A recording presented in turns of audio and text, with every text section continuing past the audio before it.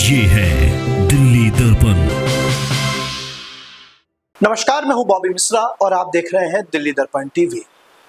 चुनाव आयोग ने लोकसभा चुनाव की तारीखों का ऐलान कर दिया और उसके बाद से ही लगातार भारतीय जनता पार्टी और एनडीए गठबंधन लगातार चुनाव प्रचार भी कर रहा है, लेकिन विपक्ष कहीं ना कहीं शांत पड़ा हुआ है।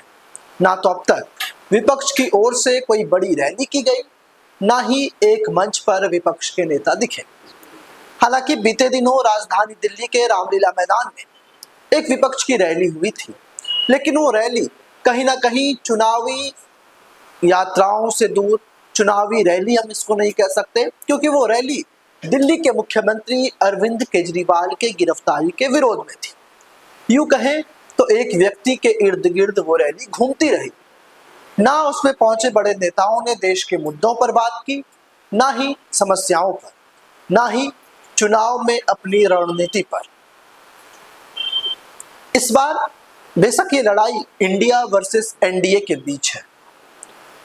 एक और जहां तमाम विपक्षी पार्टी एक साथ मिलकर इंडिया अलायंस के बैनर तले चुनाव लड़ रहे हैं, वहीं बीजेपी के नेतृत्व वाली एनडीए भी चुनाव लड़ रही है।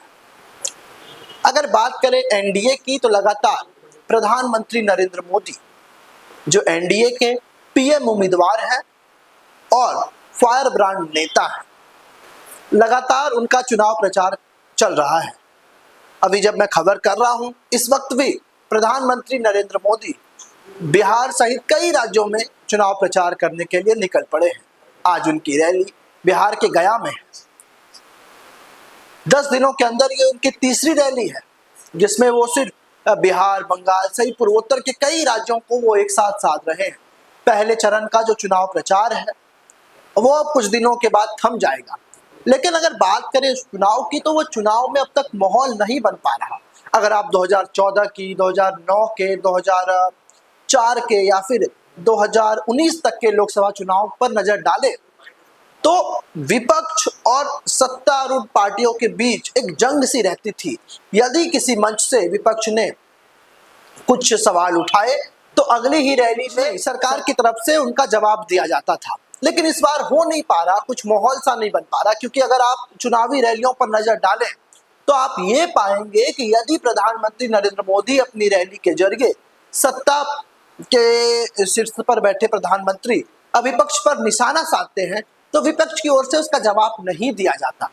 अगर हम 2-3 राज्यों की बात कर लें, बात यदि दिल्ली की कर लें, तो यहाँ पर अलग ही मुद्दा चल रहा है। अरविंद केजरीवाल की गिरफ्तारी, आम आदमी पार्टी खुद में उनके, हालांकि उन्होंने अपने कैंडिडेट को जनता के बीच टिकट देकर भेज दिया, लेकिन कांग्रेस पार्टी अब तक यही तय नहीं कर पा रही है कि 3 सीटों पर, जो गठबंधन के तहत दिल्ली की 3 सीटें उन पर आई हैं, कौन चुनाव लड़ेगा। भारतीय जनता पार्टी ने चुनाव प्रचार अभियान को इतना आगे बढ़ा दिया कि उनके एक नेता ने तो एक लोकसभा क्षेत्र का पूरा दौरा कंप्लीट कर लिया। अब उनका दूसरा दौरा शुरू होने वाला है। आम आदमी पार्टी के नेता लगातार जनता के बीच जा रहे हैं दिल्ली में। वहीं कांग्रेस ये तय नहीं कर पा रही है, कई राज्यों में कांग्रेस का गठबंधन किन घटक दलों के साथ होगा, कहां पर वो अकेले चुनाव लड़ेगी, इसको लेकर के फैसला नहीं हो पाया। उत्तर प्रदेश, जहां सबसे ज्यादा लोकसभा की सीटें होती हैं, जहां से कहा भी जाता है राजनीति का जो रास्ता है दिल्ली का, वो उत्तर प्रदेश होकर के ही जाता है, लेकिन उत्तर प्रदेश में अखिलेश यादव हो, चाहे कांग्रेस हो, कोई बड़ी रैली अब तक देखने को नहीं मिली। वहीं बिहार की बात करें तो बिहार में जो इंडिया अलायंस है वह अपने में खींचतान मचा हुआ है। इंडिया अलायंस ने एक सीट पर दोनों दलों के उम्मीदवार जो हैं आमने सामने हैं।